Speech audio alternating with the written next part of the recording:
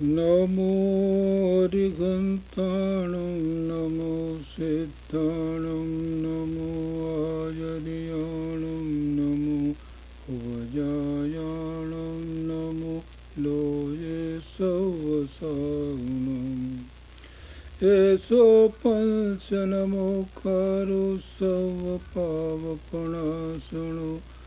मंगलाणं च सौवेशे गडवं हवै मङ्गलम् अज्ञानतिमिरन्दानां ज्ञानाञ्जनशलाकया नेत्रोन्मीलितं येन तस्मै श्रीगुरुवे नमः महादेव्याकुक्षरत्नं शब्दजितवरयात्मजं श्रीराजचन्द्रं वन्दे तत्त्वलोचनदायकं પ્રભુ તત્વલોચનદાયકમ। આ સમયસાર મહાગ્રંથ છે એનો બંધ અધિકાર। સમયસારની અંદર 9 તત્વોનું વર્ણન કરવામાં આવ્યું છે। નિશ્ચયને પ્રધાન કરીને 9 તત્વોનું વર્ણન કરવામાં આવ્યું છે। 9 તત્વ કહો કે 6 પદ કહો એ એક જ છે। તો પહેલાં જીવ, પછી બીજો કર્તા કર્મ અધિકાર, પછી પાપ પુણ્ય અધિકાર, પછી સંવર આશ્રવ સંવર, નિર્જરા અધિકાર, હવે બંધ અધિકાર અને પછી મોક્ષ અધિકાર આવે છે। તો આ બંધ અધિકાર આપણે જાણવું, બંધ એટલા માટે જાણવો જોઈએ કે જો બંધનું કારણ જાણીએ તો આપણે એ કારણોથી આપણે અલિપ્ત રહીએ। તો આપણે ખબર હોવી જોઈએ કે બંધ કેમ થાય છે। આપણે ખબર ન હોય તો આપણે એવી ક્રિયા કરી જઈએ ને માનીએ કે આપણે બંધ થતો નથી અને બંધ થતો જાય। તો ખરેખરું બંધનું કારણ શું છે? સંસારનું બંધ કહો કે સંસાર કહો, બંધનો અર્થ છે સંસાર। તો સંસારનું કારણ શું છે? જો સંસારનું કારણ આપણે જાણીએ તો આપણે મુક્તિનું કારણ પણ જાણીએ, કેમ કે બંધનો અભાવ એ દ્વારા આપણે મુક્તિ થાય। તો બંધનું કારણ શું? આ જૈન દર્શનની અંદર વાતો બીજા બધા દર્શનોમાં આ વાતો છે નહીં, આટલી સૂક્ષ્મ વાત ક્યાંય નથી। આ જૈન દર્શનની અંદર ઝીણામાં ઝીણી વાતો બંધ કેમ થાય એની કહી છે। તો આ કેવી રીતે બંધ થાય તેનું આ વર્ણન છે। તેમાં કહે છે આચાર્યદેવ, શરૂઆત થાય છે ગાથા 237થી। જેવી રીતે કો પુરુષ પોતે તેલનું મર્દન કરી વ્યાયામ કરતો શસ્ત્રથી બહુરજ ભૈરા સ્થાને રહી વળી તાળ કદળી વાંસ આદિ છિન્ન ભિન્ન કરે અને ઉપઘાત તે ક્ષતિચ તેમ અચિત દ્રવ્ય તણો કરે। બહુજાતના કરણો વડે ઉપઘાત કરતા તે અને નિશ્ચય થકી ચિંતન કરો રજબંધ થાય શું કારણે। એમ જાણવું નિશ્ચય થકી ચીકણાય જે તે નર વિશે રજબંધ કારણ તે જ છે નહીં। કાય ચેષ્ટા શેષ જે ચેષ્ટા વિવિધમાં વર્તતો એ રીત મિથ્યા દ્રષ્ટિ જે ઉપયોગમાં રાગાદિ કરતો રજ થકી લે પાય તે। તો આ 5 ગાથા છે। તો એનો ગાથાર્થ, જેવી રીતે કોઈ પુરુષ પોતાના શરીર ઉપર તેલ આદિ સિગ્ન પદાર્થ લગાવીને અને બહુ રજવાળા એટલે કે ધૂળવાળા જગામાં રહીને શસ્ત્રો વડે વ્યાયામ કરે છે, કસરત કરે છે અને તાળ તમાલ કેળ વાંસ અશોક આદિ વૃક્ષોને છેદે છે, ભેદે છે, સચિત તથા અચિત દ્રવ્યોનો ઉપઘાત એટલે નાશ કરે છે। એ રીતે નાના પ્રકારના કર્ણો વડે ઉપઘાત કરતા એ પુરુષને રજનો બંધ, ધૂળનું ચોંટવું ખરેખર કયા કારણથી થાય છે તે નિશ્ચયથી વિચારો।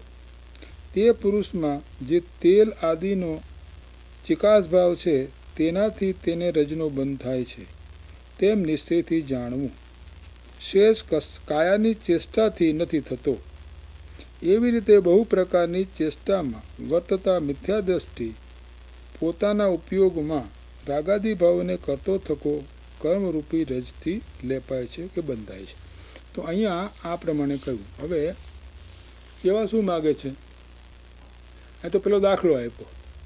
તો શું દાખલો આપ્યો? કે એક માણસ છે, તો તેલનું બરાબર મર્દન કરી અને આપણે ત્યાં અખાડો હોય ને, એ અખાડાની અંદર કુસ્તી કરવા જાય. અને એક માણસ એવો હોય કે જે તેલ ચોપડા વિના કુસ્તી કરે.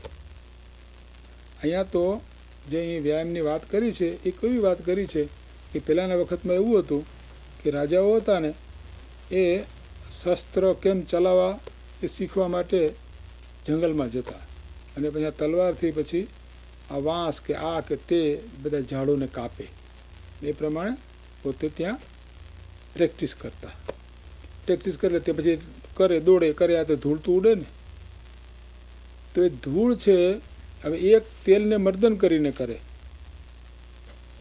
અને એક તેલને મર્દન કર્યા વિના કરે, તો એને કોને રજ ચોટે? તો કે તેલનું મર્દન જેને કર્યું છે એને એ રજ તરત ચોટે. એટલે કે તેલમાં જે ચિકાસ છે એ રજબંધનું કારણ છે. રજબંધનું કારણ શું થયું? કે તેલની ચિકાસ. વ્યાયામ તો તેલ જેને ચોપડું નથી એ પણ કરે છે, તો એને એટલી રજ ચોટતી નથી. અને જરાક સેજ ચોટી હોય તો આમ હાથ હલાવી દે તો ખરી જાય.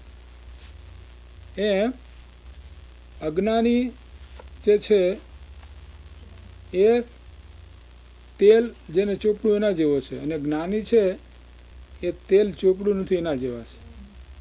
જ્ઞાની ઘરમાં હોય, બધું હોય, સ્ત્રી હોય, પુત્ર હોય, વેપાર હોય, આદિ હોય, બધું હોય, છતાં એને કર્મમાં લેપાતા. કેમ કે એમને પ્રીતિ નથી, એ ઈચ્છતા નથી, એ છૂટે એમાંથી છૂટવા ઈચ્છે છે. તો અજ્ઞાની જે છે એમાં બહુ પ્રીતિ કરે છે, તો એને બંધ થાય છે. તો જે મિથ્યાત્વ જે છે એ કર્મના બંધનું કારણ છે. મુખ્ય વસ્તુ જે કોઈ હોય તો અહીંયા કહે છે, અહીં ભાવાર્થ મેં સ્પષ્ટ કર્યું છે કે અહીં નિશ્ચયની પ્રધાન કરીને કથન છે. ખરેખર બંધનું કારણ શું છે? સૂક્ષ્મતાથી એને પ્રધાન કરીને કારણ કહ્યું છે. શું કહ્યું છે? કે જ્યાં નિર્બાધ હેતુથી સિદ્ધિ થાય તે જ નિશ્ચય છે. બંધનું કારણ વિચારોમાં નિર્બાધ પણ એ જ સિદ્ધ થયું કે મિથ્યા દ્રષ્ટિ પુરુષ જે રાગ, દ્વેષ, મોહાદી ભાવોને પોતાના ઉપયોગમાં કરે છે તે રાગાદિક બંધનું કારણ છે. તો રાગાદિ બંધનું કારણ શું છે? મિથ્યાત્વ. મિથ્યાત્વ સાથે હંમેશા રાગ દ્વેષ તો હોય જ. તો મિથ્યાત્વ અને કષાય. મિથ્યાત્વ હોય, મિથ્યાત્વ છે એ રાજા, અને 4 કસાય છે એના સરદાર. તો કષાય અને મિથ્યાત્વ દ્વારા આપણને બંધ પડે છે. ક્રિયા સાથે આને સંબંધ નથી. કેટલી મિથ્યાત્વનો અર્થ શું? મિથ્યાત્વનો અર્થ થાય છે, મિથ્યા એટલે જૂઠું, તત્વ પ્રત્યેની જૂઠી દ્રષ્ટિ. વસ્તુ જેમ છે તેમ ભગવાને જોઈ એ પ્રમાણે, અને જ્ઞાનીઓએ અને ભગવાને અનુભવ્યું એ પ્રમાણે આપણે ન માનીએ, અને વિપરીત માની અને રાગદ્વેષ કરીએ, વિપરીત માન્યતા કરીએ કે જે આપણું ન હોય, જે આપણું કોઈ દિવસ થઈ શકે એમ ન હોય, જે ભૂતકાળમાં આપણું હતું નહીં, વર્તમાનમાં છે નહીં, ભવિષ્યમાં થશે નહીં, એમાં જ આપણે મારાપણું કરીએ. આપણે જોઈએ, દેખીએ, જોઈએ, છતાં એ મોહ આપણો ટળતો નથી. જોઈએ કે આ બધા મરતા જાય છે ને બધા છોડતા જાય છે, હા, આ બધું જોઈએ, છતાં પણ આપણે એમાં ને એમાં રાગ રહે જ છે. તો પર કોઈ પણ પદાર્થની અંદર, સચિત કે અચિત, જીવંત પદાર્થ કે અજીવ પદાર્થ, આ ઘરના ઘર, આ સ્ત્રી પુત્ર આદિ સચિત પદાર્થો, એમાં આપણે આપણા છે એ માની એ સંસારનું, પણ એ આપણા થઈ તો શકે જ નહીં. માયનું કર્યું શું આપણે? માયનું. માયનું એટલે મારા, બસ એ માન્યતા તે બંધનું કારણ છે. જે મિથ્યા જૂઠી માન્યતા, તમે જેવી માન્યતા કરી મારી, એ માન્યતા કરી કે ભાઈ મને પર પદાર્થ મળે તો હું સુખી થાઉં, પૈસા મળે તો હું સુખી થાઉં, પૈસા મળે તો હું સુખી થાઉં. એનો અર્થ શું થયો કે પોતાના આત્મામાં જે સુખ છે એ સુખનો એને અનાદર કર્યો, એટલે કે આત્માનો એને અનાદર કર્યો. અને બીજા વસ્તુથી મને ધનથી, સ્ત્રીથી, ઘરથી, કુટુંબથી, મોટા ખુરશીથી આદિથી મને સુખ થાય એમ માન્યું. તો એને જ્યાં સુખ નથી ત્યાં સુખ માન્યું, જ્યાં પોતાનું નથી ત્યાં પોતાનું માન્યું, જે પોતે કાંઈ કરી શકે નહીં ત્યાં કરતાપણું માન્યું. તો પોતે શરીરનું કાંઈ કરી શકે નહીં પોતાના, છતાં હું શરીરની બધી ક્રિયા હું કરું, બીજાને બધાને જીવાડું, બીજાને મારી દઉં, બીજાને સુખી કરી દઉં, બીજાને દુઃખી કરી દઉં. આ માન્યતા એ મિથ્યાત્વ છે. એમ કે બધા જે કોઈ આવ્યા છે પોતપોતાનું કર્મ લઈને આવ્યા છે, તો એના કર્મ પ્રમાણે એને મળે. તમે આપણે કોઈને આયુષ્ય આપી દેવાના છીએ, કોઈને આપણે કર્મ આપી દેવાના છીએ, તો એવું બને એમ છે નહીં. તો આ મિથ્યા માન્યતા પણ આપણે માનીએ એથી આપણું થઈ જાય, શરીરને આપણું માનવાથી શરીર આપણું થઈ જાય. આ જેટલા બધા છે એ બધા શરીરવાળા મરે છે, રોજ રોજ મરતા જ જાય છે, શરીર છોડતા જાય, શરીરને બાળી નાખવામાં, કાં દાટી દેવામાં આવે, કાં નદીમાં પધરાવી દેવામાં આવે. તો શરીરને પોતાનું થઈ શકે એમ છે જ નહીં, માયનું ને. તો આ મિથ્યા જે માન્યતા છે, અને જેવી આપણી માન્યતા હોય એ પ્રમાણે આપણું હંમેશા બધી ક્રિયાઓ થાય. માયનું કે પૈસાથી સુખી છે થઈએ આપણે, તો આપણો નિશાન ક્યાં હોય કે પૈસા ભેરા કરો, ગમે એમ કરો, સાચું કરો, ખોટું કરો, ગમે એમ કરો, બસ પૈસા ભેરો. પૈસા હશે તો ભાવ પૂછા હે, પૈસા નહીં હોય તો કોઈ ભાવ પૂછે નહીં. શું? તો એ માન્યતાથી આપણે શું કર્યું તો એક જૂઠું કામ ચાલુ કરી દીધું. એ જૂઠું કામ, એ માન્યતા, પૈસા કંઈ તમે ઈચ્છો પૈસા આવી જાય, આપણે ઈચ્છેલ પૈસા આવી જતા હશે તો કોઈ નિર્ધન રહ્યો નહીં દુનિયાની અંદર. આપણે ઈચ્છીએ ને પૈસા આવી જાય ના, એવું આપણે ઈચ્છીએ એવું તો બને એમ નથી, છતાં આપણે ઈચ્છા છોડતા જ નથી મરે ત્યાં સુધી. ખબર છે કે ભાઈ આ શરીર ખલાસ થઈ જવા આવ્યું છે, 85 વર્ષની ઉંમર થઈ ગઈ છે, શરીર ખખડી ગયું છે, તોય હજી હું જીવું તો ઠીક, એ ભાવ એનો જતો નથી, કેમ કે શરીરમાં મારાપણું થઈ ગયું છે. તો અજ્ઞાનને હિસાબે તો ઉપજે મોહ વિકલ્પથી સમસ્ત આ સંસાર, અંતર્મુખ ઉલોકતા વિલય થતા નવા. તો આ માન્યતા જૂઠી. માનો એટલે પોતાનું થઈ થોડું જાય છે, તો માન્યતામાં સંસાર છે, વસ્તુમાં સંસાર નથી. જ્ઞાની હોય બધું હોય, પણ ત્યાં સમજે છે કે આને આપણે કાંઈ સંબંધ છે નહીં. તેમ પેલી ધાવ માતાને પેલી બેબી સીટરને શું સંબંધ? તો જ્ઞાનીના કુટુંબ સાથે બધું એવો જ વ્યવહાર હોય એને. તો એનો વ્યવહાર અંદરથી બધું મારા પણ છૂટી ગયું હોય, બહારથી તો બધી ક્રિયાઓ જેમ થતી હોય તો બાહ્યની ક્રિયા બંધનું કારણ નથી, પણ આ માન્યતા છે એ બંધનું કારણ છે. એ માન્યતા આપણે પાપ કરાવે. પૈસા માટે માણસ પાપ કરે કેટલું? $25 માટે માણસ મારી નાખે, હા મારી નાખે માણસ, ને મોટું પાપ કરીને નરકમાં જતો રહીએ.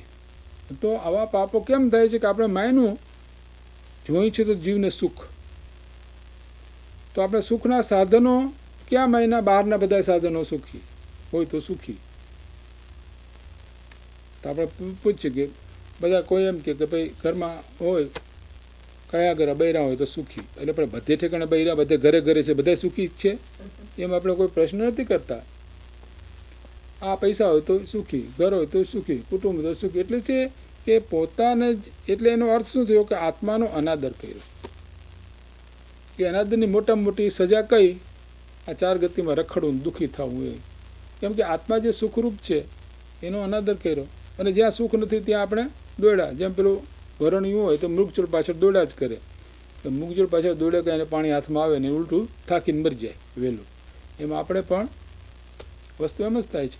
તો અહીંયા એ કહે છે કે એ ભાવ જે છે બારાપણાનો એ સંસારનું મૂળ છે, વસ્તુ સંસારનું મૂળ નથી. તો એ વાત અહીંયા આગળ સ્પષ્ટ થોડી કરે છે. તો આ માન્યતા, માનીએ એટલે આપણો થઈ જાય. અનંતકાળથી આપણે આ શરીરને પોતાનું કરવાનો પ્રયત્ન કર્યો છે. બિલાડાનું શરીર હતું ત્યારે એ બિલાડાનું શરીર આપણે ગમતું હતું, કે ભાઈ આ બિલાડાનું શરીર છે તે આપણે ઠીક છે, તે એ ન જાય તો સારું, ભાગી જાય. કૂતરું આવે પાછળ એટલે કૂતરાનું શરીરમાં કૂતરાનું શરીર ગમતું હતું. તો જે શરીર મળ્યું એમાં આપણને એ શરીર આપણું ન જાય. તો એ માન્યતા હવે કૂતરા બિલાડાના ભાવની અંદર તો કાંઈ આ વાત સમજાય નહીં. તો આ વાત મનુષ્ય ભાવમાં સમજાય. હવે મનુષ્ય ભાવમાં આપણે એ કૂતરા બિલાડા જેવી જ આપણે ક્રિયા ચાલુ રાખી. કૂતરા બિલાડા જેવી જ ક્રિયા ચાલુ રાખી, એમાંથી હજી આપણે છૂટા પડવા નથી. કે એને પાછું અનાદિકાળનું આ ગાઢ થઈ ગયું છે. આ જે પેલું દારૂ પીધો હોય, એક માણસને ગટરમાં પડ્યો હોય અને પોતાના રાજ્યને રાજા માને, એથી રાજા થઈ જાય. દારૂડી પોતાની જાતને રાજા માને. હું રીગન છું એમ કીએ તો પ્રેસિડેન્ટ છું અમેરિકાનો એમ કીએ. દારૂડીનું કાંઈ નહીં, પણ તે થઈ જાય. એમ આ કોઈ ચીજ આપણે 3 કાળમાં બની નથી, વર્તમાનમાં છે નહીં, ભવિષ્યમાં બનવાની નથી. તો એ માન્યતા એ સંસારનું મૂળ છે. વસ્તુ એ સંસારનું, ઘરનું હોવું એ સંસારનું મૂળ નથી, પણ આ ઘર મારુંની માન્યતા એ સંસારનું મૂળ છે. એ વાત કરી છે. તો એ મિથ્યા દર્શન જે છે એ સંસારનું મૂળ છે, અને મિથ્યા દર્શન એ જાય એટલે સમ્યક દર્શન થાય. એ મોક્ષનું, એટલે મોક્ષનું મૂળ એટલે સુખનું મૂળ. આપણે તો કામ એક જ છે, સુખ જોઈએ છીએ. ધર્મનું બીજું શું? ધર્મ એટલે શું? સુખી થવાનો પ્રયોગ, સુખી થવાની પ્રક્રિયાનું નામ ધર્મ. ધર્મ શું બીજું કાંઈ થોડું છે? સુખી થવાને માટે આપણે જે પુરુષાર્થ કરીએ એનું નામ ધર્મ. તો અહીંયા શું વાત કરી કે આ મિથ્યા માન્યતા તે સંસાર છે. હવે 4 દાખલા આપે છે સરસ સમજાવવા માટે. આ મૂળ વાત આ મિથ્યાત્વ ગયું નથી અને આપણો સંસાર થઈ ગયો પૂરો. રૂપાળો દેવને સંસાર પૂરો થઈ ગયો. કેમ કે એને કાંઈ આખા જગત મારા રૂપ જ માની, અમે તો બધા જીવો છે એને પ્રભુ માનીએ છીએ, અમારા જેવા જ માનીએ છીએ. અમે તો કોઈ બીજા જીવોને કોઈ આ મારું ને તારું ને દીકરો ને આ દુશ્મનને મિત્રને એવું તો અમે માનતા જ નથી. આ જગતનો આખું જગત કે સોનાનું થઈ જાય તો અમને તો તૃણવત છે. તો આટલું બધું આખું પૃથ્વી સોનાની થઈ જાય તો પણ અમારે તો તૃણવત. અમને તો મને એની કોઈ કિંમત નથી. હીરા માણિક મોતીની એની કાંઈ કિંમત નથી. જગતના કોઈ પદાર્થની જ્ઞાનીની કિંમત, જ્ઞાનીને એના આત્માની કિંમત, એને આત્મામાંથી એને સુખ પ્રાપ્ત કર્યું છે. હવે એ સુખ એનું કોઈ દી જવાનું નથી, અને આમાં કોઈ દિવસ એને પ્રેમ થવાનો નથી. આની સર્વથા ઈચ્છા રહી જ છે. તો એ કહે છે કે આજે મિથ્યા માન્યતા છે તે સંસાર છે, વસ્તુ સંસાર નથી. એક માણસ પાસે કરોડ રૂપિયા હોય અને એક માણસ પાસે 5000 રૂપિયા હોય. હવે 5000 રૂપિયાવાળાને એ પૈસા ઉપર અતિ તીવ્ર રાગ હોય ને કરોડવાળાને ન પણ હોય, અલ્પ રાગ હોય. કરોડ છે માટે એને રાગ છે. તીર્થંકર ચક્રવર્તી હતા તો કેટલી હશે એની પાસે સંપત્તિ? પારવે નહીં, પણ જરાય રાગ નહીં. તીર્થંકર, આ 3 તીર્થંકર તો ચક્રવર્તી હતા. કુંતુનાથ, અરનાથ એ તો ચક્રવર્તી હતા. હવે ચક્રવર્તીની સાહેબી કેટલી? 96,000 તો સ્ત્રી હોય, નવનિધાન એને હોય. તો 1000 દેવતો એની સેવા કરે, એની પટરાણીની સેવા કરવા વાળા 1000 દેવતો હોય. આટલી સાહેબી, પણ છતાં એમાં મારાપણું જરાય નહીં. ભરત ચક્રવર્તી, મારાપણું જરાય નહીં, કાંઈ ન મળે. ભરત ચક્રવર્તી ઉદયની સાહેબ રાજ જીતવા જાય, અંદરથી સમજો કે મારે એનાને કાંઈ સંબંધ નથી. તો વસ્તુ હોવી એ બંધનું કારણ નથી, વસ્તુમાં રાગ એ બંધનું કારણ છે. ચક્રવર્તી હતા, ભગવાન મહાવીર નહોતા, રાજાના દીકરા હતા. કોના હતા? ભિખારી ના હતા થોડા? બધા તીર્થંકરો રાજા હતા, છતાં ક્યાંય એને પ્રેમ નહોતો નહીં, જરાય. અંદરથી છૂટા, કેમ કે સમ્યક દ્રષ્ટિ હતા, તન જ્ઞાનના ધણી. તો વસ્તુ હોવી એ વાત જુદી છે ને વસ્તુ ઉપર રાગ હોવો એ વાત જુદી છે.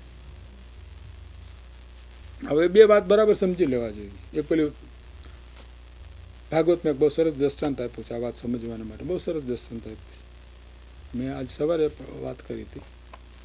તો કે અહીંયા કૃષ્ણ ભગવાન બેઠા છે ને એની અટપટરાણી છે ને અહીંયા જમના નદી છે, અને સામે કાંઠે દુર્વાસા મુનિ તપ કરે છે. તે દુર્વાસા મુનિને આ પટરાણી રોજ એને જમાડવા માટે જાય, થાળી ભરી અને જમાડવા માટે જાય. તે એક દિવસ જમનામાં પૂર આવ્યું. પછી ભગવાન પાસે ગયા કે ભગવાન તમે અમને સમજાવો કે આ નદી અમારે કેવી રીતે ઓળંગવી. ત્યાં તો એવું હતું કે ત્યાં પુલ હતા કે ત્યાં પ્લેન હતા કે એવું કાંઈ તો હતું જ નહીં.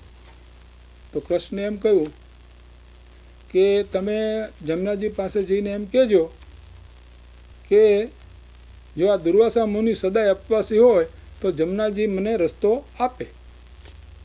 તો ત્યાં જઈને કહ્યું એટલે રસ્તો આપ્યો. અરે પણ ખવડાવવા તો જાઓ છો ને ઉપવાસી ક્યાંથી? થાળી ભરી અને ખવડાવવા જાય છે ને શું કહ્યું? ઉપવાસી છે, એને કે રાગ જ નથી. તો ત્યાં જઈને ખવડાવ્યું. પછી એને પૂછ્યું, પાછી જમનામાં પૂર આવી ગયું હતું ચાલુ જ, રસ્તો બંધ થઈ ગયો. દુર્વાસા મુનિને પૂછ્યું કે હવે અમારે કેમ સામે કાંઠે જવું? તો કે જો કૃષ્ણ સદા બ્રહ્મચારી હોય તો જમનાજી માર્ગ આપે. એમ કે છે પણ અમે એની 8 પટણી છીએ ને. તો કે તમે જાઓ તો કયો, કીધું અને માર્ગ આપ્યો. શું? પણ અમે એની પટરાણી છે ને સદા બ્રહ્મચારી છે કે સદા બ્રહ્મચારી. તો આ જ્ઞાનીની ખૂબી છે. આ એવું સુંદર દ્રષ્ટાંત છે, એક સમજી જાય એને ખ્યાલ આવે. એ કૃષ્ણ પટરાણી સાથે કેવો સંબંધ છે એનો વિચાર કરવાનો. અંદર જરાય લિપ્ત, કોઈ જાતનું એની રાગ નહીં. ઉલટી જે કંઈ આવી વિષયની સામગ્રી હોય એમાં જ્ઞાનીને નિંદા થાય કે હું આથી ક્યારે છૂટું, ક્યારે છૂટું, ક્યારે છૂટું. જેમ આપણે 105 ડિગ્રી તાવ આવ્યો હોય અને પછી થાય કે આ તાવ ક્યારે ઉતરે, ક્યારે ઉતરે, ક્યારે ઉતરે, ક્યારે ઉતરે. એમાં જગતમાંથી ક્યારે છૂટીએ, ક્યારે છૂટીએ, ક્યારે છૂટીએ એવો ભાવ જ્ઞાનીને હોય છે. એટલે એને રાગ એને બંધ થતો નથી. તો વાત જુઓ, 8 રાણી છતાંય બ્રહ્મચારી અને એકેય ન હોય છતાંય અબ્રહ્મચારી. તો આ વાત સૂક્ષ્મ સમજવાની છે. રાગ છે એ બંધનું કારણ છે. એકત્વ ભાવ પરમા પોતાપણાની બુદ્ધિ છે એ બંધનું કારણ છે. વસ્તુ બંધનું કારણ નથી. આ તો વિતરાગ, આ ટીપાઈ તો વિતરાગ છે. એમાં રાગ છે? ટીપાઈ કહે તમે મારી ઉપર રાગ કરો, આ ઘર કહે મારી ઉપર રાગ કરો. હા નથી, આપણે રાગ કરીએ છીએ. પૈસા કહે છે આપણને કોઈ દાડો કે રાગ કરો મારી ઉપર. એમ સોનાના બધા સિક્કા મૂક્યા હોય, એ સિક્કા બોલે કે મારી ઉપર રાગ કરો, તમને બહુ સારું લાગશે ના. તો અંતરંગ જે રાગ પરમાં મારાપણાનો ભાવ અને પરનું હું કાંઈક કરી દઉં એવો ભાવ. પરનું શું કરું? સુખી કરું, દુઃખી કરું, એ વાત અહીંયા આવે છે ફરી, ત્યાં આપણે વિસ્તારથી કહીશું. તો આ ભાવ છે એ બંધનું કારણ છે, વસ્તુ બંધનું કારણ છે. હવે એ વાત અહીંયા આચાર્ય દેવ સમજાવે છે કે બંધનું કારણ વિચારતા નિર્વાધપણે એ સિદ્ધ થયું કે જે મિથ્યા દ્રષ્ટિ પુરુષ છે તે રાગ દ્વેષ મોહ ભાવને પોતાના ઉપયોગમાં કરે છે, રાગ દ્વેષ ભાવ પોતાના મનમાં કરે છે, તે રાગાદિનું બંધનું કારણ છે. તે સિવાય બીજા બહુ કર્મયોગ પૂતગલથી ભરેલો લોક.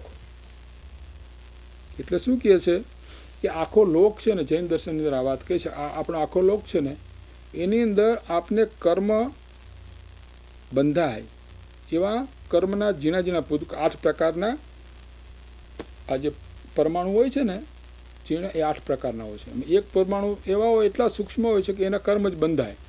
આખા લોકની અંદર એ ભરેલા છે. તો કર્મના પૂતગળ ભર્યા છે એ કાંઈ બંધનું કારણ નથી. જેમ અખાડામાં રેતી હતી એ કાંઈ બંધનું કારણ નથી. અખાડામાં રેતી કાંઈ બંધનું કારણ નથી. તો અને જો એ પ્રમાણે બંધનું કારણ આખા લોકમાં ભરેલા આ પરમાણુ જે છે જેનામાંથી કર્મ બંધાય એવા પરમાણુ આ લોકમાં ભર્યા છે, એ જો બંધનું કારણ હોય તો સિદ્ધને બંધ થવો જોઈએ. કેમ કે સિદ્ધ પણ લોકમાં જ છે, તો સિદ્ધને બંધ છે નહીં. એટલે આ પરમાણુ છે બંધનું કારણ નથી. આ ટીપાઈ કે મને રાગ કરાવે? ટીપાઈ મને રાગ કરાવે? ન કરાવે. તો એ પૂતગળ છે એનું અસ્તિત્વ બંધનું કારણ નથી. તો એ બીજી વાત કરે છે. મન વચન કાયાના યોગ અને અનેક કરણો તથા અચેતન અચેતનનો ઘાત બંધના કારણ નથી. મન વચન અને કાયાના યોગો એ પણ બંધના કારણ નથી. કેમ કે શુભ ને અશુભ રાગ તો જ્ઞાની નહીં આવે છે, પણ કોઈ જીવ પ્રત્યેને રાગ કે દ્વેષ છે નહીં, તો ઉદયની હિસાબે એને આવે છે. તો મન વચન કાયાના યોગ તો એવા હોય તો એને એ બંધનું કારણ છે નહીં. અંદર પેલી કેમ કે શુભ થાય કે અશુભ થાય પૂર્વ કર્મનો ઉદય થાય છે તેના દ્રષ્ટા ભાવે જુએ છે. ઈચ્છાપૂર્વક એને કોઈ ક્રિયા છે નહીં. તો અહીં શું કહ્યું? મન વચન કાયાના યોગ. આ યોગ જે છે એ તો કેવડીને પણ હોય. 13મે ગુણસ્થાને કે યોગ હોય. યોગ એટલા માટે અહીં લખ્યું છે કે 13મે ગુણસ્થાને કે યોગ હોય તો યોગથી એક સમયે બંધ થાય ને બીજે સમયે ટળી જાય. તો કોઈ યોગ છે એ બંધનું કારણ નથી. એ પ્રમાણે કાયાનો યોગ, તો કાયાનો યોગ તો કેવડીને હોય. એક ઠેકાણથી વિહાર કરીને બીજે ઠેકાણ નથી જતા કેવડી. તો કાયાનો યોગ પણ છે. મન વચન અને કાયાનો યોગ પણ કેવડીને છે. મન પણ કેવડીને છે. જોકે મનનું કામ નથી પણ દ્રવ્ય મન છે તો એ પણ એને કાંઈ મન વચન કાયાના યોગ પણ નથી. હવે ઇન્દ્રિયો, કર્ણો એટલે ઇન્દ્રિયો, ઇન્દ્રિયોથી તેમાં જ્ઞાનીની વાત કરી તો જ્ઞાની હોય, જ્ઞાની શ્રીખંડ ખાય ને અજ્ઞાની શ્રીખંડ ખાય. એ બેની અંદર ફેર. પેલો તીવ્ર રાખતે ખાય ને પેલાને કાંઈ હોય નહીં. કેમ કે એ તો સમજે છે કે મારો આત્મા છે કે આ શ્રીખંડ પૂરીથી ક્યાંય જીવે એમ નથી કે આ ખાઈએ તો આત્મા જીવે, એવું જ્ઞાની નથી. જ્ઞાની તો કહે મારો આત્મા તો અજર અમર નિત્ય છે, હું રોજ અનુભવી રહ્યો છું. એ કોઈ દી મરે એવું મને દેખાતું જ નથી. મને સ્પષ્ટ દેખાય છે કે અમર છે. તો આ જગતના કોઈ પદાર્થો તેને પ્રીતિ હોય જ નહીં. અને આત્મામાંથી આનંદ આવે છે તો એને જગતના કોઈ પદાર્થો એ એવો આનંદ હોય છે કે જગત આખો જગતના બધા વિષયોના બધા પદાર્થો મળે તો એને તુચ્છ છે, એની ઉપર થૂકે નહીં જ્ઞાની. એક ઠેકાણે તો એમ કહું છું કાક વિષ્ટા તુલ્ય માને છે. જ્ઞાનીઓ આ બધા ભોગોને કાકની વિષ્ટા એટલે કાગડાની વિષ્ટા જેવા માને છે. કાગડાની વિષ્ટા કાંઈ કામ ના આવે. બીજાની તો વિષ્ટા ખાતર માટે કામ આવે, કાગડાની વિષ્ટા કામ આવે ક્યાંય? પડી હોય જ્યાં ત્યાં પડી હોય. કાગડાની વિષ્ટા તો કાક વિષ્ટા તુલ્ય માને. કોણ? જ્ઞાનીઓ. વિષય એની પ્રત્યે એને પ્રેમ જ નથી. તો ઇન્દ્રિયોના ભોગો છે એ પણ બંધનું કારણ નથી અને કોઈ જીવનો ઘાત થાય એ પણ બંધનું કારણ નથી.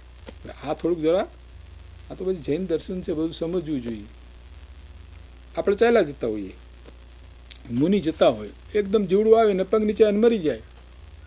જીવડું મરી ગયું એથી કંઈ પેલા આમ ધ્યાન રાખીને ચાલે છે, પ્રમાદ રહિત જોઈને ચાલે છે અને જીવડું મરી ગયું. એને બંધનું કારણ થાય નહીં. ડાક્ટરો ઓપરેશન કરવા માંડે, મરી જાય ગયું માણસ.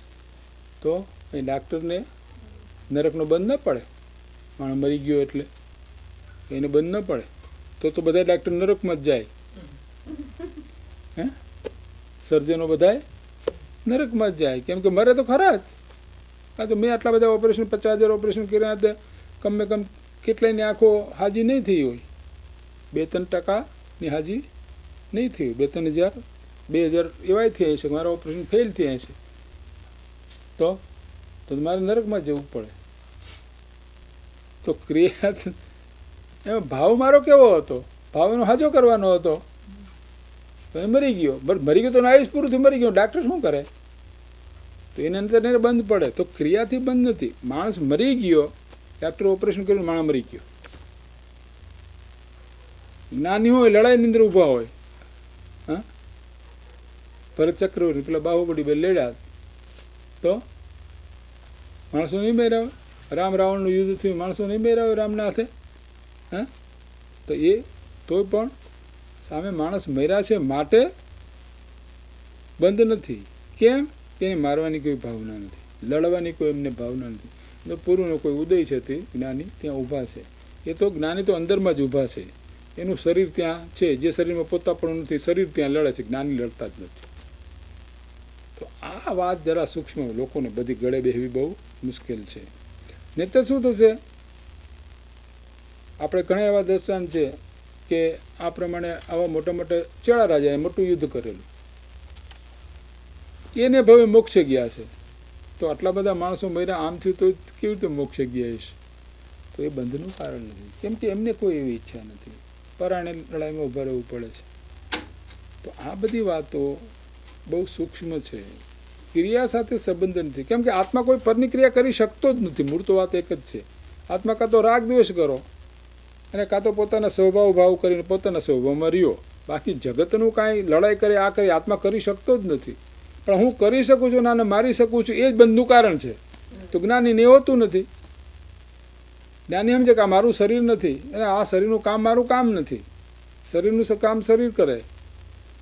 એટલે જ્ઞાની લડાઈમાં ઊભા તો સંસારી જીવની દ્રષ્ટિએ દેખાય છે. જ્ઞાની સમજે છે કે આની સાથે મારે કાંઈ સંબંધ નથી, હું તો આત્મા છું, મારે આની સાથે કાંઈ સંબંધ નથી. તો રામ હતા તો રાવણની સામે લડાઈ કરવાની હતી, પછી ત્યાં પુલ બાંધ્યો તો એનું પૂજન કરવા રાવણને બોલાવ્યો કે તું બ્રાહ્મણ છો, તું પૂજન કરે, તારો અધિકાર છે. રાવણ કહે હું જરૂર પૂજન કરીશ, તમે આવો અને જો આ લોકોની મહાનતા જુઓ કેવી છે. એ એને રાવણ ઉપર શું દ્વેષ હતો, એને પૂજન કરવા બોલાવ્યો, તું પૂજન કર. અને પેલો કેવો પૂજન કરવા આવ્યો, એમ કે તમે શાંતિથી હેમખેમ સિલોનમાં અમારા ત્યાં લંકામાં પહોંચી જાઓ. તો રાવણ પૂજન કરવા આવ્યો.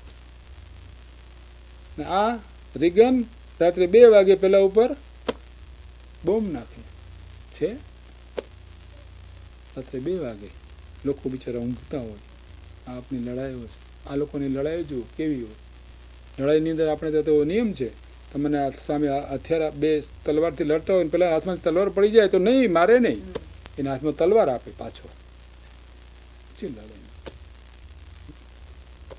આવા નિયમો હતા આપણે ત્યાં. તો આ તો બધું, તો આ વાત આપણે એ સમજવાની છે કે એટલા માટે એને અંદરથી કંઈ રાગ નથી જ્ઞાનીની, માટે એના ઇન્દ્રિયના વિષયોના ભોગો છે એ પણ બંધનું કારણ છે. કેમ કે સમ્યક દ્રષ્ટિની એટલે વાત કરી ને, સમસ્યાને બહુ સ્પષ્ટ વાત આપ કરી. જ્ઞાની કા ભોગ નિર્જરા કા હેતુ, જ્ઞાનીનો ભોગ પણ નિર્જરા કરનાર છે. અને ભોગ ન ભોગવતો હોય ને ભોગની ઈચ્છા હોય, પૈસા ન હોય ને પૈસાની ઈચ્છા હોય, એ કર્મ બાંધતો હોય. પછી પેલી વાત કરું ને સાસુ વહુનું દૃષ્ટાંત આપ, ખાસ સમજવા જેવું. સાસુ હોય ને વહુ રોજ, સાસુ પહેલાના ઘરમાં વખતમાં એવું હતું, બહુ ટક ટક ટક, તમે તો બધું જોયું છે, તમારે હાવ હારા ખબર નથી હોય, પણ કોકે તો જોયું જ હોય આવા ટક ટક ટક ટક ટક ટક ટક કર્યા કરે આખો દિન. પેલા બિચારીની વાંક ન હોય ને તો ટોકા જ કરે. એમ પેલા એવો અમુક માણસો એવા હતા ખરડા, ટોકા જ કરે. આ તો અમારા જમાનાની વાત કરું છું, ટોકા જ કરે. તો સાસુ પેલી વહુને એમ થાય કે આ ડોહી મરે તો ઠીક, ડોહી મરે તો ઠીક, આ મરે તો ઠીક. હવે કે એમ કે ડોહી મરી જાય, સાસુ મરી જાય, એ બિચારી પાપ બાંધે, મરે ને પાપ બાંધે. તો ભાવથી બંધ છે. હા, તંદુળી મક્ષ શું ભાવ કર્યો હતો? એક કોઈ જીવનો માર્યો, તંદુળી હાથને નરકે ગયો, શું એને ભાવ કર્યો? આ એમ કે આ મચ્છ છે તે એટલા બધા માછલા આવે છે મગરના મોઢામાં, અને એકદમ એ પકડતો નથી, બધાને જવા દે, એની જગ્યાએ હું તો એકને ન જવા દઉં. હા, તો પ્રસન્નચંદ્ર રાજશ્રીનું દ્રષ્ટાંત છે. પ્રસન્નચંદ્ર રાજશ્રીને શું થયેલું? તું કે આવીને કહ્યું કે તારા રાજુ ઉપર લડાઈ, તારા છોકરા ઉપર લડાઈ, કે તું અહીંયા સાધુ થઈને બેઠો છે ને તારો છોકરો તો હે પેલો હું તો રજપૂત ખરા ને, એકદમ ભાવ આવી ગયો. શું એમ કે મારા રાજુ ઉપર? આમ માથું ફેરવું, અરે કે હું તો સાધુ છું, મારે આ શું? ભગવાનને પૂછવામાં આવ્યું કે અત્યારે પ્રસન્નચંદ્ર રાજે શું થશે? કે હમણાં નરકમાં જશે, કે હમણાં મરે તો. પછી થોડી વાર થઈ એકદમ દુંદુભી વાગે અને કેવળ જ્ઞાન થયું. આ બધું બતાવે, શું બતાવે? આ બધા દ્રષ્ટાંતો ભાવે બંધ છે બતાવે. હવે પ્રસન્નચંદ્ર રાજે ત્યાં હતા, ત્યાંથી ખસાય નહોતા, ખસાતા નહોતા, ભાવે બંધ છે. તો એ ભાવ કેવો? મિથ્યાત્વ સહિતના ભાવે બંધ છે. મિથ્યાત્વ રહિતના ભાવ તે અતિ અલ્પ બંધ છે, નિર્જરા વિશેષ છે, એટલે બંધ નથી. તો આ વાત તો આપણે બહુ આ જૈન દર્શનમાં જ મળે, બીજી ક્યાંય બહુ ઓછી મળે છે. આ ભાગવતમાં દ્રષ્ટાંત કહ્યું, બધું સરસ દ્રષ્ટાંત કર્યું, પણ જે કર્મની વિગતવાર ચર્ચાઓ આપણે ત્યાં કરી છે એવી કોઈ ઠેકાણે ભાગવતની ચર્ચા તમને નહીં મળે. ત્યાં તો ક્રિયમાણ કર્મના 3 પ્રકારની એ બધી વાતો કરેલી છે. તો અહીંયા એ વાત સમજાવવામાં આવે છે કે ચેતન અચેતનનો ઘાત. હવે અચેતનના ઘાતથી આપણે બંધ થાય, એમ થાય કે આ દુશ્મનનું ઘર છે કે પાડી નાખવું. શું? તો દ્વેષ પૂર્ણ પાડ્યું ને એને, તો એને બંધ થાય. તો બંધ છે ભાવથી છે, ક્રિયાથી નથી. પણ મોટો ભાગ ભાવ પ્રમાણે ક્રિયા હોય. કોને? સંસારી બધા જીવોને. ભાવ કરે અને ક્રિયા કરે. ભાવ વિના ક્રિયા થાય. બહુ હોય તે સાસુને, અમારે પેલા રિવાજ હતો, સાસુને પગ દબાવે ને સાસુ ન કહે ત્યાંથી એને ઉઠાય નહીં. તો ખરું ને, ન કહે તો ઉઠાય નહીં. તો એટલી બિચારીને ઈચ્છા તો ન હોય, પણ શું કરે, દાબે પગ દાબા જ કરે ને કોખા હું એવા હોય તો વાતો નામ ચીકણી સૂંઘે જાય ને વાતો કરે જાય ને પેલી રજા આપે જ નહીં, ઉઠ જાય એમ કે નહીં. હા, આ તો બધું જોયેલું મેં. આ બધા હોય ને, બધા જોયેલા બધા. તો એ બિચારી કે પ્રેમથી પગ દાબતીશ, ઈચ્છા નથી પણ કરવું પડે, શું થાય. તો કોઈને નોકરી કરવી ગમે, ઘાંચીને ત્યાં નોકરી કરવી કોઈને ગમે, તો આપણે ત્યાં ઘાંચીને ત્યાં નોકરી નથી લોકો કરતા. અરે તો લાચારીથી, ઘણી લાચારીથી વસ્તુ કરવી પડે. એમ અહીંયા પણ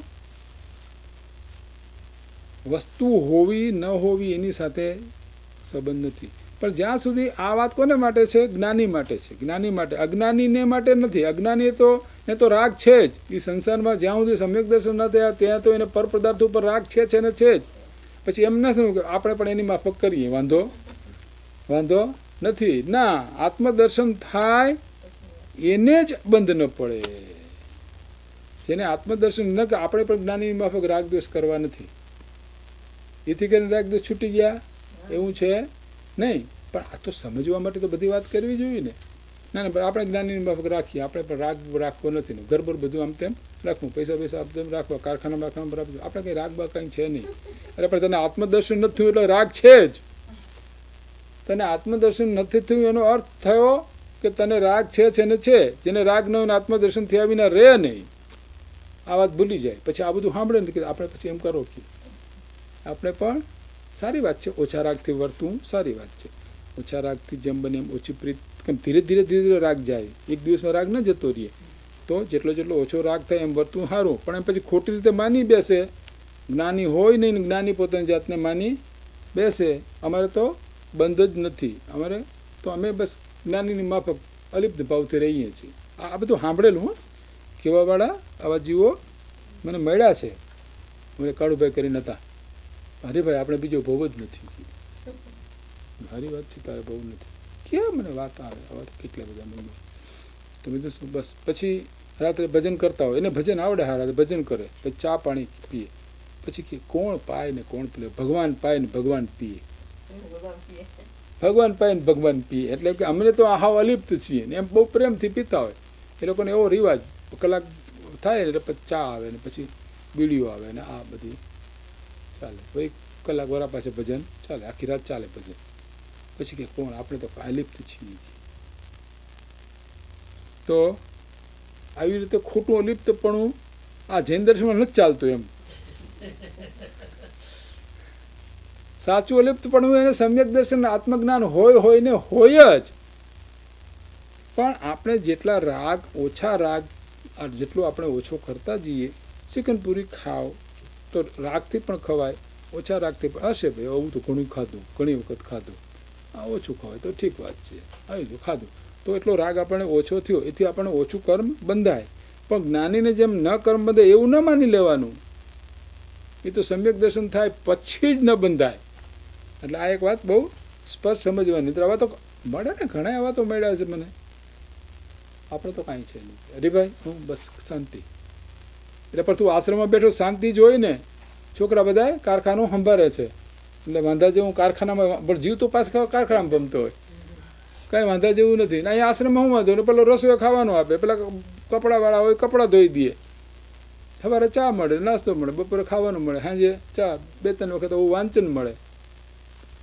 એને શાંતિ જોઈ ને, બીજું શું હોય? તો આપણે તો શાંતિ, આપણે તો શાંતિ.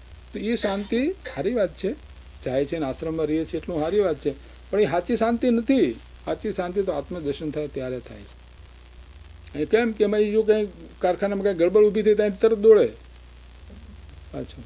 તો આ તો જ્ઞાની અજ્ઞાનીનું આપણે યથાર્થ સમજ પડવી જોઈએ. એટલા માટે આ વાત કહેવામાં આવે છે. પછી કે જ્ઞાની છે તો આપણે શ્રીમદજીની હીરામાણીની દુકાને તો આપણે શું વાંધો, આપણે કરો ના. તો જ્ઞાની કરે એમ ન કરવું, પણ જ્ઞાની કહે એમ કરવું. શું કહ્યું? પછી નરસિંહ ભગતે કહ્યું ને, મારું ગાયું ગાશે, હું જેમ ગાઉં છું એમ ગાશે ને હું જેમ કરું છું ગાશે, તો એ તો ખોદા ખાશે. તો મારું કયું કરશે એ વેલો વૈકુંઠ જશે. તો કયું કરવાનું છે? જ્ઞાની કરે એમ કરો. જ્ઞાની તો ઉદય પ્રમાણે કરે. તમે કંઈક એ કરે તો આપણે કરો. એક બાઈ હતી, તે દ્રષ્ટાંત દાખલો છે, તે જોઈ ગઈ, તે ફોતરા ખાંડતી હતી. હવે પેલી ખાંડતી હતી, ફોતરા નહોતી ખાંડતી, પેલી સાચા જેવું ખાંડતી હતી, ઉપર ફોતરા વધારે પેલા આવી જાય. પેલી જોઈ ગઈ કે આ ફોતરા ખાંડી, તો આપણે ફોતરા ખાંડો તો એમાંથી આવશે કે ચોખા. એને જોઈને આને આખરી આદરી, તો એની ક્યાંથી આવે એમાં ચોખા? એમ જ્ઞાની કરે એવું આપણે કરવા જઈએ કે કાનજી સ્વામી ચાંદીની થાળીમાં ખાઈ, આપણે ચાંદી થાળીમાં ખાવું, તો એવું કરે કામ પત્તો નથી પડે. એમ કે એમ કરવા જઈશું તો શું કૃપાળુ દોઈને બેઠા બેઠા વેપાર કરતા હોય, બધું કરતો હોય, આપણે અમે એ વેપાર કરીએ, અમે વેપાર કરીએ. અરે પણ તારો વેપાર ને એનો વેપાર બહુ જુદો. તો આ વાત સમજી લેવાની. ઓછું રાગથી આપણે જેટલું બનીએ એટલું કરવું એ વાત બરાબર છે, પણ માની ન લેવું કે અમને કાંઈ અમારા કાળુભાઈની માફક કે અમારે કાંઈ બંધ જ નથી, અમારે રાગ જ નથી, કાંઈ નથી, એમ નહીં માનવું. અલ્પરાગ થાય. અલ્પરાગથી આપણે જેટલું બને એટલું જગતના પદાર્થોમાં, ઇન્દ્રિયના વિષયોમાં જેટલા અલ્પતાથી, અલ્પરાગથી જેટલું બને એટલી વસ્તુ સારી છે, આપણે કરવું. પણ આપણે રાગ નથી ને વાંધો નથી તો આપણે બંધાઈ વધારે. કેમ કે અજ્ઞાની પોતે અજ્ઞાની છતાં પોતાને જ્ઞાની માને તો એ મોટા મોટું બંધ થાય. તો આપણે આ બહુ સાવચેત રહેવાનું છે. આ બધી વાતો સાંભળીને વસ્તુ જેમ છે તેમ કરવાની છે, નહીતર શું થાય? બસ કાંઈ નથી. હું વર્તે મોહા વેશમાં શુષ્ક જ્ઞાની કે બંધ મોક્ષ છે કલ્પના બાંકે વાણી માય. વર્તે મોહા વેશમાં શુષ્ક જ્ઞાની તે અહીં શુષ્ક જ્ઞાની છે. તો એવું શુષ્ક જ્ઞાની થઈએ તો મુક્તિ જ્ઞાન કથે અને અંતર છૂટો ન રાખતે પામર પાણી કરે, માત્ર જ્ઞાનીનો દ્રોહ કરે. તો આ બધી વાતો યાદ રાખવાની છે. એટલા માટે આત્મજ્ઞાન વિના બંધ થયા વિના રહે જ નહીં. પછી જેટલો તીવ્ર કે મંદ રાગ હોય એ પ્રમાણે બંધ થાય મિથ્યા દ્રષ્ટિને. આત્મજ્ઞાન થયા પછી જ તીવ્ર સંસારનો બંધ, સંસાર ચાલુ રહે એવો બંધ ન થાય, અલ્પ બંધ થાય. તો જ્યાં સુધી આત્મદર્શન ન થાય ત્યાં સુધી મિથ્યા દ્રષ્ટિ જ્યાં સુધી છે ત્યાં સુધી એને મિથ્યાત્વને હિસાબે એનો બંધ પડ્યા જ કરે છે. હવે મિથ્યાત્વના બંધમાં એટલું જ ધ્યાન રાખવું, જેટલી તીવ્રતાથી આપણે રાગ કરીએ પર પદાર્થમાં એટલી તીવ્રતાથી આપણને બંધ થાય. ઓછી મંદ રાગથી આપણે એમાં પ્રવૃત્તિ કરીએ તો મંદ બંધ થાય. પણ ખરો બંધ તો ક્યારે ન થાય? કે સમ્યક દર્શન થાય ત્યારે. એ વાત અહીંયા સ્પષ્ટ સમજાવવામાં આવી છે.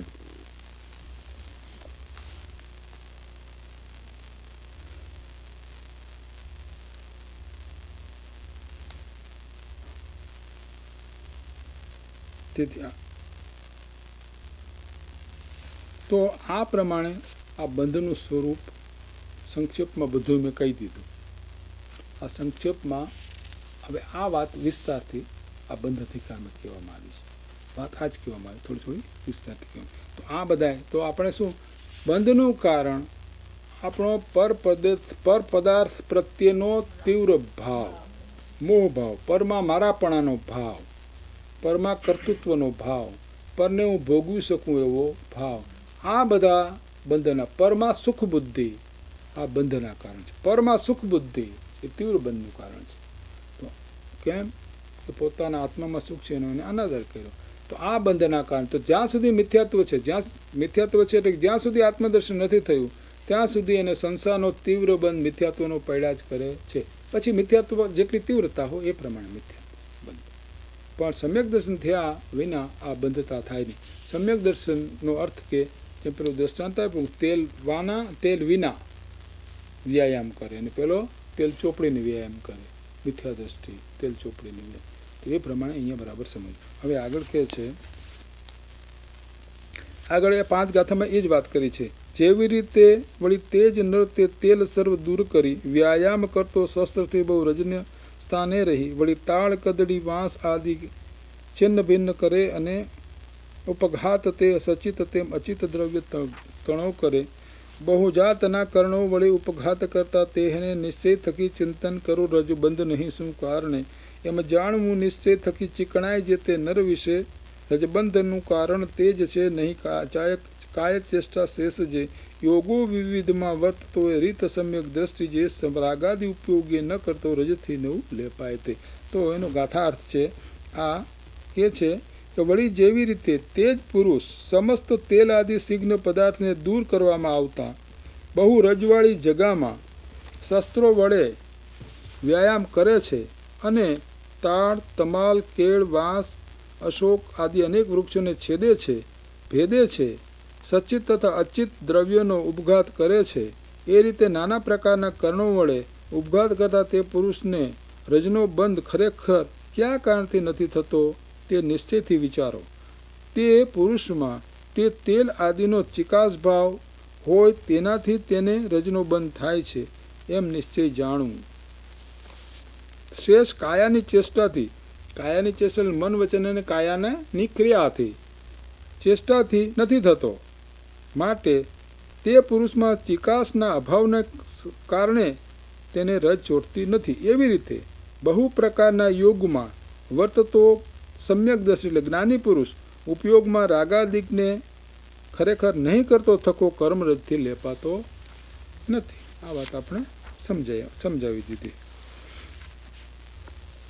અહીં સમ્યક દ્રષ્ટિનું અદ્ભુત મહાત્મ્ય બતાવ્યું છે અને લોક યોગ કરણ ચેતન અચેતનનો ઘાત એ બંધના કારણો નથી એમ કહ્યું છે. આથી એમ ન સમજવું કે પરજીવની હિંસાથી બંધ કયો નથી માટે સ્વચ્છંદીથી હિંસા કરવી. અહીં તો એમ આશય છે કે અબુદ્ધિપૂર્વક કદાચિત પરજીવની નો ઘાત પણ થઈ જાય, સાચું જતા હોય ને જીવડું આવીને પડી જાય, ડાક્ટર ઓપરેશન કરે અને મરી જાય, બંધ થતો. પરંતુ જ્યાં બુદ્ધિપૂર્વક ઈચ્છાપૂર્વક મારવાના ભાવ થશે ત્યાં તો પોતાના ઉપયોગમાં રાગાદિકનો સદભાવ આવશે ને તેથી ત્યાં હિંસાનો બંધ થશે. પેલો મરે કે ન મરે, તંદુડીઓ મચ કાંઈ ક્રિયા નહોતી કરી તોય બંધ પડી ગયો. પ્રસન્ન રાજસીએ ને તરત બંધ પડી ગયો તો ભાવથી બંધ પડે છે. અહીં કહેવો છે જ્યાં જીવને જીવાડવાનો અભિપ્રાય હોય ત્યાં પણ અર્થાત તે અભિપ્રાયને પણ નિશ્ચય નિયમમાં મિથ્યાત્વ કહ્યું છે. તો મારવાના અભિપ્રાયનો તો મિથ્યાત્વ એમાં શું વાંધો? આપણે કે મારો ક્યાં, જીવ ક્યાં મરે છે? હમણાં ભાઈ અહીંયા હું ગયો હતો સેક્રોમેન્ટો, હમણાં જ ગયેલો અહીંયા સેક્રોમેન્ટો, તો એક ભાઈ એમ કે જો જીવ નિત્ય છે તો પછી તો મરતો નથી, તો પછી આ બધા પ્રાણીને મારીએ એમાં પણ શું વાંધો? તો તારો ભાવ મારવાનો છે એને દુઃખી, પણ તું એને મારે દુઃખી ન થતું હોય તો વાત જુદી જ. તારો એને મારવાનો દેશપૂર્વકનો ભાવ છે, ખાઈ જવાનો ભાવ છે તારો, તો તને બંધ થયા વિના રહે નહીં. મારો તો બંધ ન થાય, ન મારો તો બંધ થયા વિના રહે નહીં. મારવાનો ભાવ કર્યો, દુશ્મનને મારવાનો ભાવ કર્યો, દુશ્મન મરો કે ન મરો, તું ભાવ કરે મરી જાય પણ બંધ તો પડી જાય. ભાવ કર્યો એટલે બંધ પડી જાય. કોઈ વખતે ભાવ કર્યો અને ક્રિયા પણ થાય તો બંધ તો પડી જ જાય. તો નિત્ય તો શું થશે કે જીવ તો નિત્ય છે, એ ક્યાં મરે છે? માટે જીવોને મારવામાં શું વાંધો છે? તો એ તર્ક ખોટો છે. કેમ કે જે જીવને આપણે મારીએ છીએ એ જીવ દુઃખી થાય છે, ત્રાસ થાય છે, એ ભાગવે છે, કરે છે, તો દુઃખ એને થાય છે. એવું આપણે આપણા માટે, તમે તમારા માટે કરવા દો અને જો તમને દુઃખ ન થતું હોય તો તમે કરો. તમારા માટે જેવું એવું કરો છો, આપણે કરે છે એ માણસ. તો એટલા માટે અહીં સ્પષ્ટ કર્યું છે કે આ તો અબુદ્ધિપૂર્વક ઈચ્છા રહિત કોઈ વખતે એવું ક્રિયા થઈ જાય. કેમ ડાક્ટરના ઓપરેશનમાં કોઈ વખતે મરી જાય. અગર તો ઉડતું જીવડું આપણા પગ નીચે આવી જાય, આપણે માકડ પકડતા હોય તો ઘણો ઝીણો માકડ હોય તો કોઈક વખતે આમ પકડીને આપણે બહાર મૂકવા જઈને મરી જાય. તો આપણી ઈચ્છા હોતી નથી પણ એનું આયુષ્ય વખતે પૂરું થવાનું તો મરી જાય. તો આવા કારણોમાં બંધ ન થાય. પણ આપણે ઈચ્છાપૂર્વક મારીએ કે ન મારીએ બંધ તો પડે જ. મારવાની ઈચ્છા કરી ત્યાં બંધ પડ્યા વિના રહે નહીં. પછી પેલો મરે કે ન મરે, સાસુ મરે કે ન મરે, વહુને તો બંધ પડે ને પડે જ. તો એ વાત અહીંયા અમને સ્પષ્ટ કરી છે તો એ અભિપ્રાય પણ નિશ્ચય નહીંમાં મિથ્યાત્વ કહ્યું છે. અહીંયા હું વાત કરી કે કોઈને જીવાડવાનો ભાવ એ પણ મિથ્યાત્વ છે. કેમ કે હું જીવાડી શકું એવું થઈ ગયું, તું કોને જીવાડી શકે? તો એ અભિપ્રાય જૂઠો છે. તો પછી મારવાની તો ક્યાં વાત કરી? જીવાડવાના ભાવથી, દયાના ભાવથી શુભ બંધ તો પડે જ છે ને. બરાબર છે, પણ બંધ પડે ને, શુભ બંધ તો પડે કે ન પડે? વિતરાગ ભાવ જ એવો છે કે એનાથી બંધ ન પડે. તો જ્યારે દયાના ભાવ કરો તો બંધ પડે છે, તો મારવાથી તો બંધ પડે એમાં કહેવાનું જ રહેતું નથી. તો કેમ પરની દયા કરવામાં આપણને બંધ કેમ પડે છે? કે એમાં અભિપ્રાય આપણો ખોટો છે, જૂઠો છે. હું કોકને જીવાડી શકું છું એમ કે આ બે જીવને છોડાવ્યા મેં એમ કરે. તો બે જીવને છોડાવ્યા એ અભિપ્રાય છે, એ મિથ્યાત્વ છે. વ્યવહારથી બોલાય એની ના નથી, પણ હું છોડાવી શકું છું. આ બે જતા હતા, આ કસાઈખાને 10 બોકડા લઈ જતા હતા, એને પૈસા આપે, આપને છોડાવ્યા. થયું, આ એક ક્રિયા થઈ. હવે છોડાવનાર એમ માને કે આને મેં જીવતદાન આપ્યું, તો એને બંધ મિથ્યા દ્રષ્ટિનો પડે. કેમ કે એ કોઈને આયુષ્ય આપી શકે છે, પણ એમ માને કે ભાઈ આવો શુભ ભાવ મને આવી ગયો અને મેં આ ક્રિયા થઈ ગઈ, બસ, તો એને મિથ્યાત્વનો બંધ ન પડે. એટલે એને તીવ્ર મિથ્યાત્વનો બંધ ન પડે. તંત્રમાં જેટલું છે એટલું તો પડે, એ વાત જુદી છે. તો એને એ પ્રમાણે બંધ ન પડે. અને શુભ બંધ તો પડવાનો જ છે. પહેલાંને શુભ તો બંધ પડે.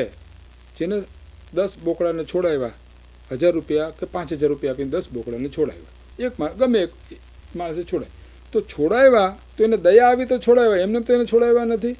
તો એને શુભ બંધ તો પડી ગયો, શુભ કર્મનો બંધ તો એને પડી ગયો. પણ હું આને મેં જીવાડ્યા, હું ન હોત તો આ મરી જાત, એ મિથ્યાત્વનો બંધ. એ પહેલાં કરતાં તીવ્ર બંધ. પેલો શુભ બંધ ને આ મિથ્યાત્વનો બંધ. આ વાતો બરાબર યથાર્થ જૈન દર્શન સિવાય ક્યાંય વાતો આ નથી. કારણ કે આત્માની હિંસા, પોતાની દયા ન પાડવી એ જ હિંસા છે. તો જીવ પોતાની દયા પાડતો નથી, કેમ કે પોતાની દયા બહાર વૃત્તિ જાય છે, એ જ પોતાની હિંસા છે, સ્વરૂપની હિંસા થાય છે. પળ પળ ભયંકર ભાવ મરણે કાં હરો રાચી રહો. આપણે એક વિચાર ઉત્પન્ન થાય છે, એ આત્માની હિંસા છે. કેમ આત્મામાં ક્યાં વિચાર છે? તો આ વાતો આખા બંધતિકરમાં આ વાતો સમજાવે છે. તો એ વાત સ્પષ્ટ કરી કે જે મારવાનો ભાવ જે છે જૈન દર્શનમાં તો નિશ્ચય નહીંથી, એટલે ખરેખર રીતે જોવાય તો જીવાડવાનો ભાવ છે એથી પણ બંધ પડે છે. તો મારવાના ભાવથી બંધ પડે એમાં પ્રશ્ન જ ક્યાં થાય છે? પરને જીવાડવાના માં પણ આપણે દયાનો શુભભાવ થયો ને, શુભભાવ બંધ છે. વિતો કાળ અનંત જે કર્મ શુભાશુભ ભાવ. કેમ કે આપણે 4 ગતિમાં રેખડા છે, 1 ગતિમાં તો શુભ કરીને ઉપર ગયા ને ઉડી પાછા નીચે આવે, ઉપર ગયા નીચે આવે. તો શુભ તો આપણે અનંતવાર કરી ચૂક્યા છે, પણ વિતરાગ ભાવ, શુદ્ધ ભાવ કોઈ દિવસ કર્યો નથી. તો આ વાત બંધનો અધિકાર એટલા માટે સમજાવે છે કે આપણે એને યથાર્થ જેમ છે તેમ સમજીએ. જો આ યથાર્થ ન સમજાય તો પછી ઘણા મેં જીવાડ્યા, 5નું આમ કર્યું, હું હોઉં તો જ આ થાય ને, હું હોઉં તો જ આ પાંજરાપુર ચાલે, ન હોઉં તો ન ચાલે, હું તો આટલું જીવાડ્યા, એ બધા મિથ્યાત્વ. કેમ કે પર જીવને તમે શું કરી શકો? મારું જીવાણું આપણા હાથમાં જ નથી. તો એમ હોય કોઈ કે તું મારી જાય તો તારો માણસો આપણે જો 60 વર્ષની ઉંમર હોય ને 20 વર્ષનો છોકરો મરી જાય, તો મા બાપ જો જીવાડી શકતા હોત તો મા બાપ એમ કહે કે હું એના કરતાં મરું ના જીવે તો સારું, પણ એ જીવે ના મરે. તો કે મારવું જીવાડવું આપણા હાથની વાત નહીં. એ બધી વાતો હવે આવે છે. જે માન તો હું મારું ને પર જીવને પેર જીવ મારે મુજ ને તે મૂઢ છે, અજ્ઞાની છે, વિપરીત તેથી જ્ઞાની છે. આ જૈન દર્શનના કથનો છે, બહુ સૂક્ષ્મ કથનો છે. કે જે એમ માને છે કે હું પર જીવોને મારું છું અને પર જીવો મને મારે છે, તે મૂઢ છે, અજ્ઞાની છે, અને આનાથી વિપરીત તે જ્ઞાની છે. હું જે નથી માનતો એ જ્ઞાની છે. પર મને મારે એટલે પર કોઈ તને મારે જ નહીં. તારું આયુષ પૂરું થાય તો પર એમાં નિમિત્ત હોય, પર તને મારી શકે જ નહીં. તો એ જ પ્રમાણે કહે છે છે આયુ ક્ષયથી મરણ જીવનું એમ જીન દેવે કહ્યું તું આયુ તો હરતો નથી તે મરણ કેમ કર્યું એનું છે આયુ ક્ષયથી મરણ જીવનું એમ જીન દેવે કહ્યું તું આયુ તું જ હરતા નથી તો મરણ કેમ તારું કર્યું. અહીંયા એનો ઉત્તર આપે છે કે હે ભાઈ, હું પરજીવોને મારું છું એમ જે તું માને છે તે તારું અજ્ઞાન છે. જીવોનું મરણ આયુ કર્મના ક્ષયથી છે એમ જીનેશ્વર ભગવાને કહ્યું છે. તું પરજીવોને પરજીવનો આયુકર્મ તો હરતો નથી તો તે તેમને તેનું મરણ કેમ કર્યું? ન કર્યું, કરી ન શકાય, કેમ કે એનું આયુષ્ય હરવાની તાકાત આપણામાં છે નહીં. અને પરજીવો મને મારે છે એમ જે તું માને છે તે તારું અજ્ઞાન છે. જીવોનું મરણ આયુકર્મના ક્ષયથી થાય છે એમ જીનેશ્વર દેવોએ કહ્યું છે. પરજીવો તારું આયુષ્ય તો હરતા નથી તો તેમને તારું મરણ કઈ રીતે કર્યું? થાય નહીં. આ સમજાવ્યું આગળની વાત. હવે કે છે પાછું, જે માનતો હું જીવાડું ને પર જીવ જીવાડે મુજ ને તે મૂઢ છે, અજ્ઞાની છે, વિપરીતથી જ્ઞાની છે. જે એ જીવ એમ માને છે કે હું પરજીવોને જીવાડું, આ હું ન હોતા છોકરા કોઈ જીવત ને અમે બધા મોટા કરીને નતર ખલાસ. આ મૂઢતા છે એમ કહે. અને પરજીવો મને જીવાડે. આ શેઠ અમારા ગામમાં ન હોત તો આ દુકાળમાં અમે જીવત નહીં. આ શેઠે અમને જીવાડ્યા. આ બધા વ્યવહારના ભાવો છે. કોઈ છોકરા કોઈના મોટા કરવા, આ કરવા, તે કરવા, એવું કાંઈ આપણોથી થાય એવું છે નહીં. પછી પેલો કે હું ન હોત તો તમને બધાને ખબર પડે. આ તાના કરો છો ને બધા, તે બધી તમને આ હું ન હોત તો ખબર પડત. હા, તને તમે જાઓ તો એવા ને એવા છે, કાંઈ ખબર પડવાની નથી, કેટલાય મરી ગયા, એમને જતા રહ્યા. અને છોકરા એને હતું એના કરતાં વધારે સુખી થયા. હવે કેટલાય દાખલાઓ છે હા સંસારિક સુખના.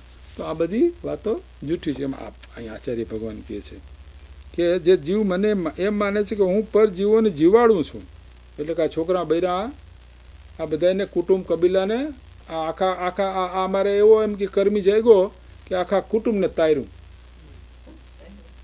અમારા આ કુટુંબની અંદર આ એવો એમ કે કર્મી થયો, કર્મી એટલે કર્મ બાંધનારો, એમ તો કે આખા કુટુંબને તાર્યું, આખા કુટુંબને તાર્યું. એમ કે એ ન હોત અમારા આખા કુટુંબને તાર્યું. આ બે ભાઈની લઈ ગયો અમેરિકામાં, પછી બેનો લઈ ગયો, જમાઈને લઈ ગયો, આને લઈ ગયો. આ બધા ભક્તોમાં એવું બધું ચાલે. તે બધાને તાર્યા એમ કે શું. તો એવું કંઈ તરવાપણું બરોબર આચાર્ય ભગવાન ના પાડે છે. કોઈ કોઈને જીવાડવું ને કોઈ કોઈને મારી શકતું નથી. જૈનનો સિદ્ધાંત છે, કર્મ પ્રમાણે થાય. તો કે છે જીવોને જીવાડે અને તે મોહી છે, અજ્ઞાની છે અને એથી વિપરીત જ્ઞાની છે. કેમ કે છે આયુ ઉદયે જીવન જીવનું એમ સર્વજ્ઞે કહ્યું તું આયુ તો દેતો નથી તે જીવને કેમ તેનું કર્યું. છે આયુ ઉપયોગે જીવન જીવનું એમ સર્વજ્ઞે કહ્યું તું આયુ તુજ દેતા ને તો જીવન કેમ કર્યું. હે જીવ, આયુ કર્મના ઉદયથી જીવે છે એમ સર્વજ્ઞ દેવો કહે છે. તું પરજીવોને આયુ કર્મ તો દેતો નથી તો હે ભાઈ તેમને તે કેમ જીવાડ્યા. જીવ આયુકર્મના ઉદયથી પોતે જીવે છે એમ સર્વજ્ઞ દેવો કહે છે. પરજીવો તને આયુકર્મ તો દેતા નથી તો હે ભાઈ તેમણે તારું જીવિત કઈ રીતે કર્યું. આ બધી જૈન દર્શનની સૂક્ષ્મ વાતો છે, લોકોને ઝપાટાબંધ બેહે કરે એવી નથી. પછી કે જે માન તો મુજથી દુઃખી સુખિત હું કરું પર જીવને તે મૂઢ છે, અજ્ઞાની છે, વિપરીત એથી જ્ઞાની છે. જે એમ માને છે કે મારા પોતાથી હું જીવોને સુખી દુઃખી કરું છું તે મૂળ છે, અજ્ઞાની છે અને આનાથી વિપરીત જ્ઞાની છે. પરજીવોને હું દુઃખી કરું, પરજીવોને હું સુખી કરું એવું જે માને છે એ મિથ્યા દ્રષ્ટિ છે. અને પરજીવો મને સુખી કરે, શું પરજીવો મને સુખી કરે. બિચારા વિધવામાં હોય, પછી એક દીકરો હોય ને પછી દીકરો સારું કમાતો હોય, કંઈ ડૉક્ટર વકીલ થયો હોય તો કે બસ આ છે ને અમારા કુટુંબને આખાને કંઈ જીવાડે છે, આ અમને એ જીવાડે છે, એમ વ્યવહારથી કહેવાય. તો વસ્તુ ખરે સ્વરૂપ એવું છે નહીં. અહીં આચાર્ય દેવે જ કહે છે કે પરજીવોને સુખી કરું છું અને પરજીવો મને સુખી દુઃખી કરે છે એમ માનવું તે અજ્ઞાન છે. જેને અજ્ઞાન છે તે મિથ્યા દ્રષ્ટિ છે અને જેને અજ્ઞાન નથી તે જ્ઞાની સમ્યક દ્રષ્ટિ છે. ટૂંકમાં કહે છે કોઈનું કાંઈ કરી શકે એમ છે નહીં આજે.